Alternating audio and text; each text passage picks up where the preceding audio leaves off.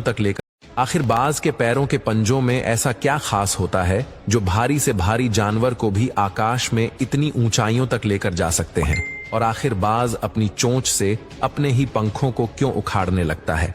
तो चलिए जानते हैं बाज से जुड़ी कुछ खास बातों के बारे में। सबसे पहले हम बात करेंगे इनके जीवन चक्र की। इस प्रक्रिया में सबसे पहले नर और मादा का मिलन होता है और इनका यह मिलन कुछ मिनटों का होता है। जैसे ही इनके मिलन की प्रक्रिया पूरी हो जाती है, उसके कुछ दिनों बाद ही मादा अंडे देने की अवस्था में आ जाती है, जिसके बाद ये अंडे देना शुरू करती है। और जैसे ही ये अंडे दे देती है, उसके बाद ये लगभग 40 दिनों तक उसे सहने का काम करती है। 40 दिनों के बाद बच्चे अंडों से बाहर आ जाते हैं और इस दौरान मादा बाज के साथ नर बाज भी साथ रहता है और नर बाज मादा और बच्चों की सुरक्षा और खाने का पूरा इंतजाम करता है। लगातार खाना जुटाने की मेहनत करने के इस मुश्किल सफर में नर बाज का वजन मादा की तुलना में 30% कम हो जाता है। वैसे बाज की अधिकतर प्रजातियों में मादा बाज नर की तुलना में 25% अधिक बड़ी होती है। इस तरह ये बच्चे 3 महीनों तक अपने घोंसलों में माता पिता के साथ रहते हैं। इस समय के दौरान धीरे धीरे इनके शरीर के अंग विकसित होने लगते हैं और जैसे ही 4 महीनों का समय पूरा हो जाता है तो नर बाज अपने बच्चे को आकाश में बेहद ऊंचाई पर ले जाता है। और यह बच्चे के लिए एक कड़ा इम्तिहान होता है, क्योंकि नर बाज अपने बच्चे को आकाश में बेहद ऊंचाई पर ले जाकर नीचे छोड़ देता है और नीचे गिरने के भय से ये बच्चे उड़ना सीख जाते हैं। और इस तरह ये लगभग 2 से 3 सालों में पूरी तरह से वयस्क हो जाते हैं। उसके बाद उनके सिर और गर्दन पर शानदार बाल विकसित हो जाते हैं और इनकी नजरें भी तेज और तीखी हो जाती हैं। साथ ही इनके पंख 7 फीट तक लंबे हो जाते हैं और इनके पंजे नुकीले और खतरनाक मौत के पंजों में बदल जाते हैं। आपने देखा होगा कि बाज की चोंच आगे से मुड़ी हुई होती है। 40 साल की आयु तक पहुंचते पहुंचते यह चोंच इतनी अधिक मुड़ चुकी होती है कि बाज इस चोंच से शिकार नहीं कर पाता। साथ ही बीती उम्र के साथ बाज के पंख इतने भारी हो जाते हैं कि उसे उड़ने में भी बेहद मुश्किल आने लगती है।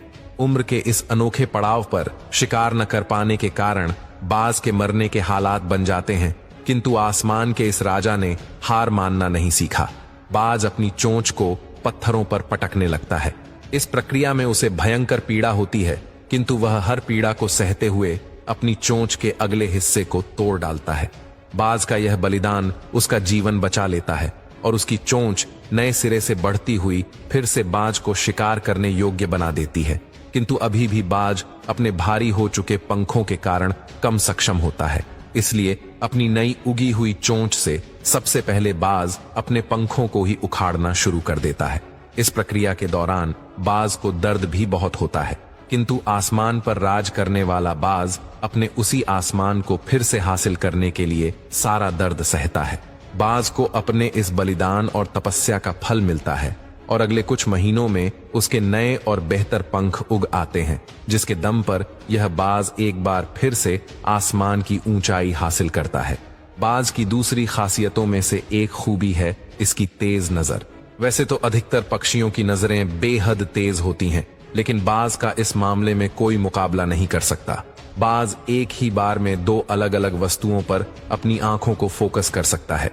एक बाज एक ही साथ अपने नजदीक भी और दूर भी बिल्कुल साफ साफ देख सकता है, यानी देखने के मामले में यह हम इंसानों से बहुत आगे है। चलिए अब जानते हैं कि आखिर बाज इतना खतरनाक क्यों होता है। दोस्तों, आप इस वीडियो को देखिए। यह बाज एक सांप को समंदर से उठाकर ले जा रहा है और इस सांप को उठाकर वह आकाश में ले जाकर अपने घोंसले तक ले जाकर उसका भोजन बनाता है। अब इस वीडियो को देखिए, जिसमें बाज उड़ते हुए जमीन पर आकर लोमड़ी पर हमला कर देता है और उसे मार गिराता है। और अब फाइनली इस वीडियो को देख लीजिए, जिसमें बाज बकरी पर हमला कर देता है और उसे पकड़कर आकाश में ले जाकर अपने घोंसले तक ले जाकर उसका भोजन बनाता है।